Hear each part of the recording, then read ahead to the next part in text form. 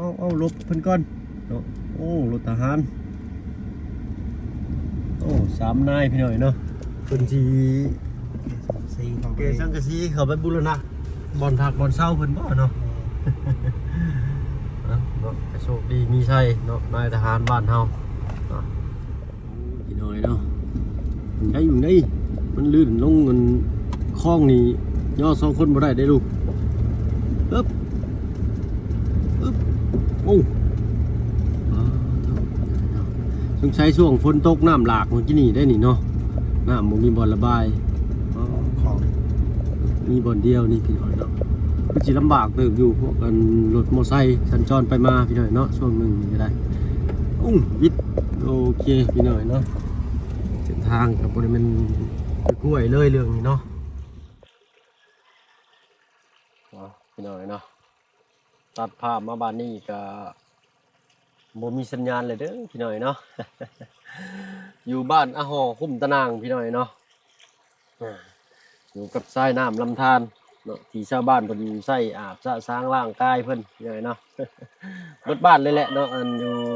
ในแม่น้ำแห่งนี้บ่ได้ใหญ่พี่น้อยเนาะนอกจากช่วงเวลาที่ฝนตกฟ้าลงมาเลยน้ำไหลหลากมาหลายเนาะ เอาหายังครับหายัง นะเล็กน้อยชาวบ้านเป็นพี่น้อยนะแม่น้ำก็ไม่ได้ใหญ่นะพี่น้อยนะนี่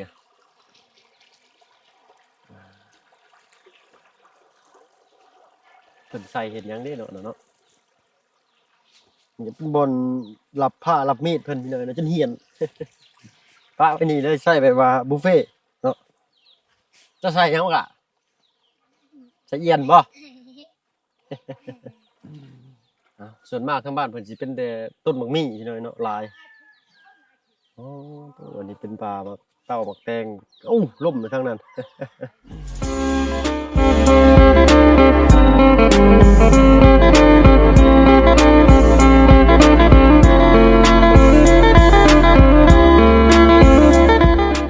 กราบทักทายสบายดีพ่อแม่พี่น้องหมู่เพื่อนกันเบิดสุขสุขคนเนาะบ่ว่าฝั่งไทยฝั่งลาวหรือว่าทางฝั่งต่างประเทศก็ยินดีต้อนรับเข้าสู่ช่อง YouTube บ่เพิ่งเคยหลายคือเก่าพี่น้อยเนาะมื้อนี้ก็พากันเดินทางเข้ามาใกล้แน่เนาะอยู่ทางบ้านตะนางคุ้มอาหอพี่น้อยเนาะ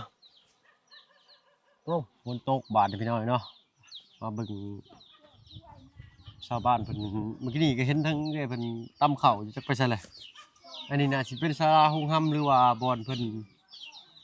ร่วมกันสร้างขึ้นมาพี่น้อยลมฟ้าลมฝนพอได้ชาวบ้านมาตำข้าวเนาะคุกนี่ก็คือสิร้อยฟ้าลาปีเลยได้นี่เนาะ อันนี้คุกเป็นคุกดินพี่น้อยเนาะใส่ซีมังใส่ปูนเห็ดฝนตกบานมาทุ่งเนาะไม่เป็นต้นมากับตั้มจนโกนหมดแล้วพี่น้อยเนาะแตกแล้วนี่เบิ่งจากห้อยนี่เนาะใส่สังกะสีปิดตอกเอาพี่น้อยเนาะพอคิดประดิษฐ์สร้างชาวบ้านภูมิปัญญานี่ก็ถือว่าสุดยอดพี่น้อยเนาะเงินชานบ้านช่องเป็นสิประมาณนี้พี่น้อยมีแต่เฮือนเลยครับข้างในก็โล่งเปล่าเนาะเสียผาหน้าแพร่กับมีบ่หลายเนาะเฮาก็บ่ได้มีเพียงมาแจกมารอบนี้ก็ได้เนาะอย่างทางลุงเพิ่นพอเขามาเบิ่งเคสหนึ่งแม่ลูกเก้าพี่น้อยเนาะแม่ลูกดกหกแตกไปเลยเพิ่นว่า น้อยเพิ่นหาอยู่หากินบ่เนาะคือว่าเงียบอยู่ในบ้านเพิ่นนี่เนาะมันเป็นบ่อนเพิ่นใส่อาศัยตำข้าวเนาะมีอยู่3 คกไผมีข้าวก็ไม่นำมาตำบ่นี่เนาะกินดีอยู่ดีนี่ก็มีก็แม่นไก่เนาะอยู่บ่นี่เนาะ ไก่ลายเนาะเพราะว่าบอนตั้มเข่าเพิ่นพัดเข่าพัดยังกะสิต้องเกียร์ลงนี่พูนหมูเพิ่น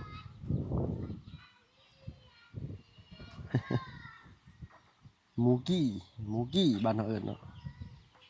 พูนทั้งลุงเพิ่นอยู่บ้านหลังนั้นพี่น้อยเนาะเขามารอบนี้ก็บ่ได้มีพี่ช่างเขามาแจกเพิ่นพี่น้อยเนาะโตบ้านหลังนอกนี่ใหญ่ๆนี่พี่น้องลบฟ้าลบฝนก่อนค่อยก็ได้เนาะอยากมาถ่ายบรรยากาศให้พี่น้องได้ครับได้ชมน้ำพี่น้อยเนาะเพราะว่าอยู่ างนั้นก็มันโล่งโจ้งโพดเนาะเมื่อกี้นี่เห็นทางอันเอื้อยเพิ่นตำข้าวเพิ่นตำแล้วเลยพี่น้องเนาะบ่ทันซ้ำภาพบรรยากาศในหมู่บ้านเพิ่นก็สิประมาณนี้พี่น้องเนาะเป็นโครงการจังได๋เนาะอ่างน้ำบ่เพิ่งเนาะมาสิเลาะขึ้นไปอยู่พี่น้องเนาะแต่ว่าฝนตกก่อนโอ้ยเงียบสงัดเด้บ้านเพิ่นเนาะใครอยากพักผ่อนหย่อนกายก็บ้านนี้ก็ถือว่าโอเคเลยพี่น้องเนาะแต่ว่าห้องพักห้องเช่านี่สิบ่มีได้ต้องรู้จักคนพื้นที่ให้เพิ่นพาไปกางเต็นท์นอนอยู่ภูอยู่เขาบ่สิโอเคกว่าพี่น้องเนาะ แต่ว่าบ้านช่องเพิ่นก็สิประมาณนี้เนาะพี่น้องเนาะฝนนี่คือสิเริ่มแห้งเข้าแล้วเด้เนาะ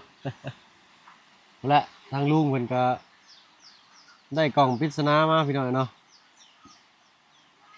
ให้แม่ลูกเก้าเพิ่นพี่น้องเนาะโอ้ยมือกันเนาะเป็นตะเบิ่งช้ำพี่น้องเนาะ มือเหลืองหมดเลยเฮ็ดให้ใส่หน้าธรรมดาเซาให้เซาหน้าล่ะพี่น้องเนาะเป็นได้เด้ทางบ้านซองเนาะฝนตกฟ้าลงนี่สิก็ดีได้พี่น้องเนาะคันฟ้าบ่แตกบ่ห้องก็สิเย็นสบายเนาะมื้อนี้ก็สิพากันเดินทางกลับเมื่อเลยพี่น้องเนาะเพราะว่าเมื่อดำไร่ดำนาซอยทั้งบ้านก่อนเนาะนาให้ใหญ่ก็แล้วเลยบ่ปานนี้เนาะน่าสิแล้วแหละพี่น้องเนาะเมื่อเฮาก็สิไถตะกร้าแล้วก็ดำเลยอีก3-4ไร่เนาะเมื่อรอบนี้น่าสิแล้วเนาะถ้าบ่แล้วก็เหลือให้ข้างเรือนปะเตอร์ก็ให้บ่ใหญ่ดอกพี่น้องเนาะให้หลังบ้านปะเตอร์ก็ได้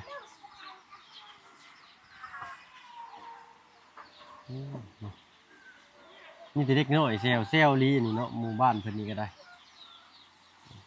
เงียบอยู่บัดว่าเสียงเด็กน้อยหายแซวขึ้นบัด เพื่อนหลังนั้นพี่น้อยเนาะยังเป็นสังกะสีรุ่นเก่าอยู่ยังเป็นแบบว่าเอาถังน้ำมันหรือว่าถังเล็กกันนะเอามาถูกเป็นสังกะสีเนาะเป็นพับเฮ็ดได้นะเพิ่งสังเกตเห็นพี่น้อยนะถือว่าเงินเก่าแก่นะมีรถเที่ยวอยู่บ่ใช่โอ้มีอยู่เนาะ ไปพี่น้อยเนาะติดตามชมกันพี่น้อยเนาะหลังจากฟ้าฝนหยุดไปแล้วก็ฟ้าหลังฝนย่อมสดใสเสมอเพิ่นว่าแต่ว่าทางนั้นยังมืดอึคืออยู่พี่น้อยเนาะ เอามีแต่สิทางลุงจันทร์สิพาขึ้นไปเยี่ยมยามบ้านอีกหลังนึงพี่น้อยเนาะเพิ่นได้คลอดลูกแล้วบ่บ้านหลังนี้เนาะตั้งแต่รถเลยแหละเอาเข้ามาก็ได้ 4-5 เดือนเลยได้พี่น้อยเนาะเข้ามาตั้งแต่เอาฟ้ากระจาดกับสังกะสีฟ้ากระจาดกับข้าวสารเด็กที่นอนมอนมุ้งมาให้เพิ่นเนาะนี่ก็เป็นเคสทางลุงจันทร์เพิ่นรับผิดชอบพี่น้อยเนาะรอบนี้จะคือลุงจันทร์เพิ่นได้ไปชั้งนี่เนาะของฝากของต้อนเดี๋ยวเนาะไปติดตามรับชมกัน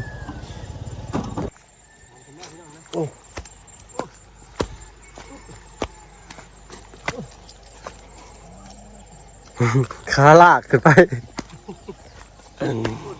โอ้เป็นบ่เสียงไก่เสียงกาห้องยอดอยู่พี่น้องเนาะธรรมชาติภูผาปลาใหม่เนาะอันเกี่ยวสะอุ่มพี่น้องพักซุ่มเย็นเนาะต่อพากันได้เดียวดึงก่อนพากันหอบเลย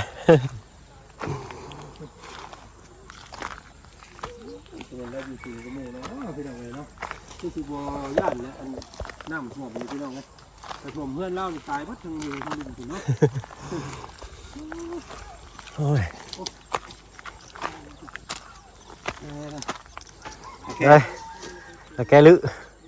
ขันยางขึ้นมาตัวโตชื่อได้หนิพี่น้องเลยทำเบรกเข่าเบรกยางขึ้นมานี่เป็นหัวรอดรถแท้ๆนี่เนาะไปพี่น้องเลย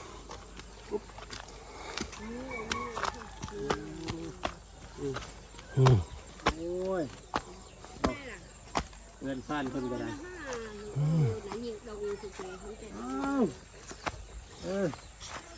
มาหาลูกเจ้าก้อนมือนี่เช็ดเจ้าเช็ดเจ้าป่ะต้องขอดแดดพี่น้องเลยนะพักหายใจก่อนนิดนึงเนาะ เอ้าพี่น้องไงเนาะกับบ่ได้เห็นหมู่บ้านนี่ล้นเติบพี่น้องไงเนาะกับพูดแล้วเป็นการบ้านซองเพิ่นก็สิประมาณบ่ฮอด20หลังคาเฮือนพี่น้องเนาะโดยรวม1 2 3 4 5 6 7 8 9 10 11 2 3 4 15 6 7วัน20เนาะ20หลังคาพี่น้องหมู่บ้านนี่หมู่ใหญ่บ้านตะนางแต่ว่ามันสิล่ามขึ้นไปพุ่นอีกนิดนึงพี่น้องเนาะตรงขึ้นไปเรื่อยๆนี่มันสิฮอดพูดละบ้านเซเลนเนาะตาดเซเลนบ้านญาติของน้องออนเพิ่นตอนที่เฮาพาเข้าไปเอาเพิ่นตอนนั้นแหละพี่น้องไกลเนาะตัวน่ะบ่ไหวแต่ก็ถนนหนทางสั้น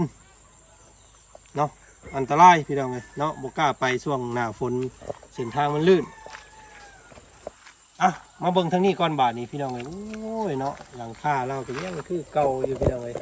ยังบ่ทันได้เอาอีหยังเฮ็ดใส่อยู่เนาะฝ่าลมฝนตกมามันก็เปียกคือเก่าแล้วอันนี้พี่น้องเนาะมีแต่ผักกระจาดที่คนมาให้เรารอบก่อน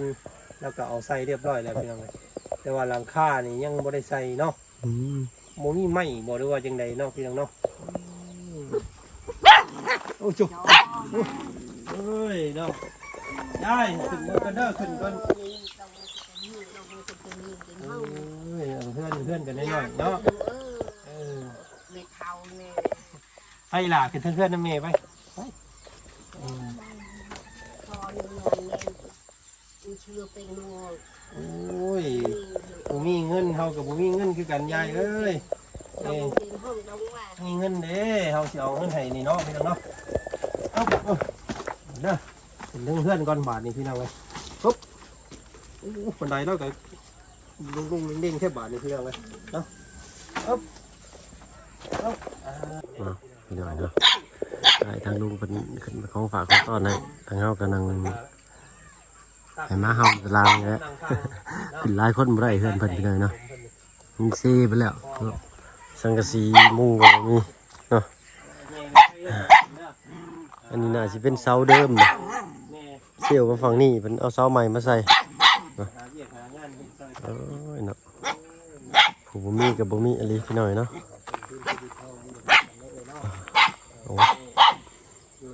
บรรยากาศบ้านซองเพิ่นก็เป็นตาอยู่ตาเศร้าอยู่ได้พี่น้อยเนาะ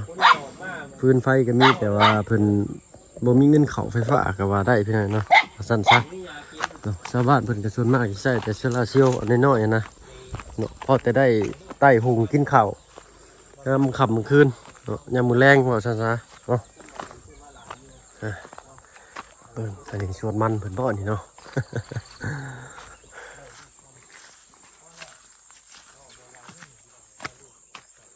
นี่ก็เป็นส่วนมันเพิ่นพี่น้องนะคอเห็ดน้ำเพิ่นคือกันทางง่ายเพิ่นที่ผมเข้ามาหลายเถื่อหลายทีแล้ว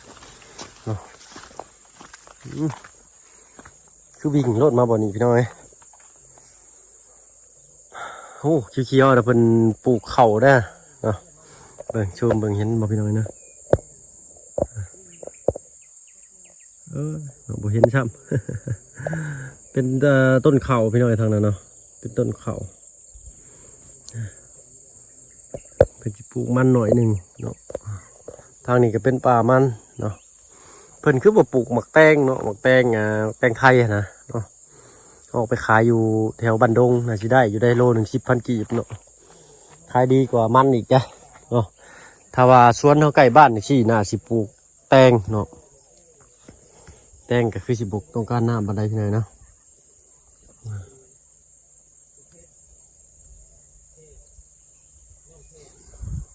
ไปพี่น้อยเนาะก็แล้วนี่ก็สิพากันเดินทางกลับบอกไปข้างนอกบ้านน้องซ้อนนี่คือเก่าพุ่นละพี่น้อยเนาะเพราะว่าอันนี้ก็เป็นเวลาบ่ายเลยเข้ามาข้างในนี่บ่ได้มีสัญญาณเลยนี่พี่น้องเชี่ยวชะอุ่มเขาอะไรนี่เนาะติดตามรับชมภาพบรรยากาศของกันพี่น้อยเนาะพี่น้อยเนาะสั่นเราคือหัวมอลำซิ่งพี่น้อยเนาะว่ารถก็ได้โอ้อันนี้ก็รุดไปแล้วบาทเอ็ดเลยโอ้ แดดจนร้อนพี่น้อยเนาะพูดต้นกล้วยเพิ่นพี่น้องโอ้ยงามกระเดาะเนาะจะมาใส่เด้อันนี้นี่เพิ่นไปเฮ็ดงานเก็บกู้ระเบิดได้พี่น้อยเนาะใส่ชุดแบบนี้เอางัวควายบ้านชาวบ้านชาวซองเพิ่นก็ฮักเห็นพี่น้อยเนาะทางป่าเพิ่นบ่ได้ปลูกเด้ทางนี้เพิ่นปล่อยให้กินเลยเนาะเอาเดินทางกลับก่อนพี่น้องบ้านเอ๊ะจ้าโอ้ยเที่ยวเข้าบ้านหอหลายรอบหลายเที่ยวกันจนคนโซนรถรุดออกเลยพี่หน่อยเนาะ ติด ถนนทุนสร้างขาลายพี่หน่อยเนาะทางนี้กับคุณแงบๆมันรถลุงก็ได้เดี๋ยวก่อนสั่นออกสั่นเข้าอยู่แต่ว่าบรรยากาศทิวทัศน์บ้านเพิ่นนี่ที่ยังอุดมสมบูรณ์เติมเลยพี่น้อยเนาะ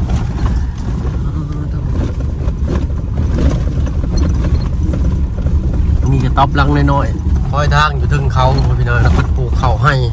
เนาะตุกมันเป็นงามแบบนี้นี่เนาะส่วนน้องชายข่อยคือบ่เป็นจริงๆเด้พี่น้อยเนาะส่วนน้องช้อนส่วนน้องช้อนนี่ว่าส่วนกล้วยเพิ่นนั่นเข้าไปก็ล้มแต่รถจักรเด้ ล้มแต่บ่ใส่เข้าไปได้พี่น้อยเนาะซาเล้งก็เข้าบ่ได้เด้อปะลุงเด้อเนาะ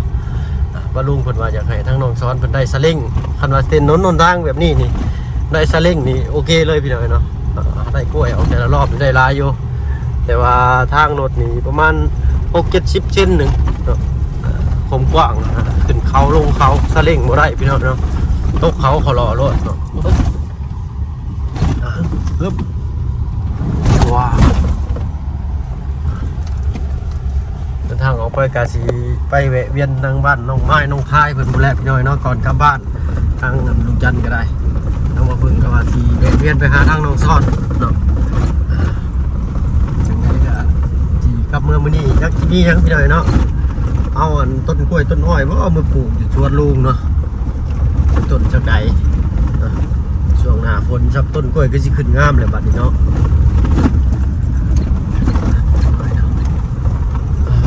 เริ่มฮ้อนแดดมาแล้วบัดพี่หน่อยเนาะระหว่างทางก็มีทั้งให้ตื่นเต้นพี่หน่อยเนาะมีแต่รถเต้น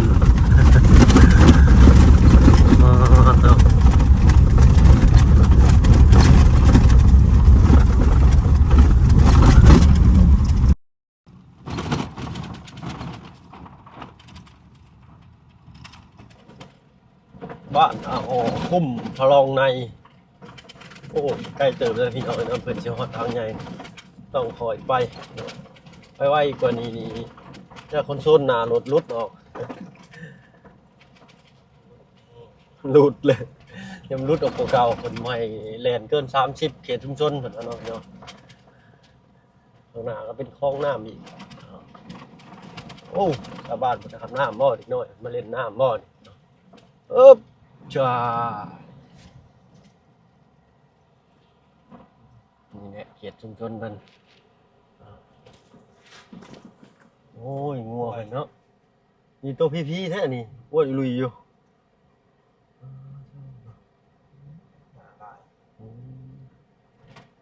กินแบบบุฟเฟ่นะงัวควายบ้านเพิ่นปล่อยตามธรรมชาตินะโอ้บ้านหลังนี้เนาะติดริมถนนขับอันนี้แต่ลูกเพิ่นนั่นนะเพิ่นใช้เทวันหรือว่าเครือพี่น้อยเนาะมามัดเป็นวงกลมเลยก็เอากระสอบชุบใจเลยแต่เฮ็ดเป็นนอนเลยเนาะแปลว่าขับกะลีเพิ่นเฮ็ดนะทางบ้านเฮานี่ต้องยากหาซื้อได้ให้เพิ่นซ่านนี่ครับบางคนก็เป็นหวายบางคนก็เป็นไม้ไผ่แล้วแต่เนาะมีเงินมีคำซื้อต้นดีๆงาม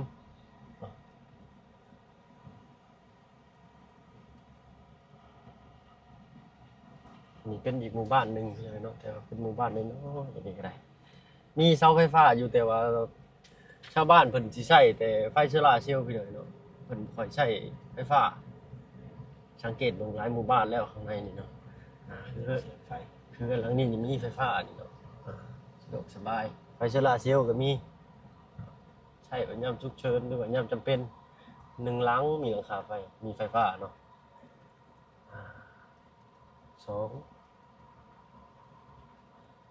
3 3 หลัง 4 หลังเรือน5 หลังเหมือนกันเนาะเป็นพวกต่อเข้าไปโอ้นี่เป็นห้านเวียดตัวนี้เนาะเป็นมาขายเครื่องในหมู่บ้าน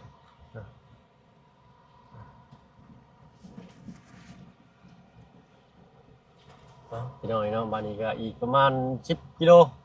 ก็ฮอดทางยางแล้วเนาะอันนี้ก็เป็นทางเข้าหมู่บ้านหรือว่าคุ้มลองไปสำหรับที่นี่ขอตัวลาลงแล้วพี่น้อยเนาะพบกันคลิปหน้าเอาเป็นว่าสบายดีเนาะ